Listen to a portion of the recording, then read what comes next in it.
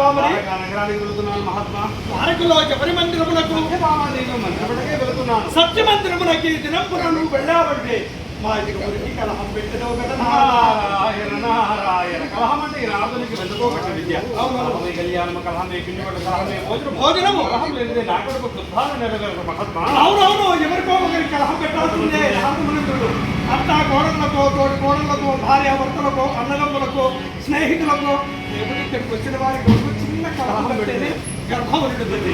నారద, ఈ ఒక్క దినము మా వదినం ముందు కదా రేవతీదేవి. లేదు మహాత్మా, మీ వదిన మిమ్మల్ని బాగా రాబోయే కూర్చోలేదు. రేపు పెట్టినా కూర్చోలేదు. అక్కడికి వెళ్ళినా నన్ను గౌరవించాలి. గౌరవించాలి. అలాంటి వారి గృహములకు నేను వెళ్ళను కాదు. అక్కడికి వెళ్ళవు కదా. మరి నా తమ్ముడు సాక్షికున్నాడు కదా. అతనికి నాకు మాట లేదు మహాత్మా. ఎందుకు ఒకసారి మీరు ఎలక్షన్లు పెట్టుకున్నాం. మీరు ఓడిపోయారు. మీరు ఎలక్షన్ పెట్టుకున్నారు. అక్కడికి కూడా అక్కడికి వెళ్ళలేదు.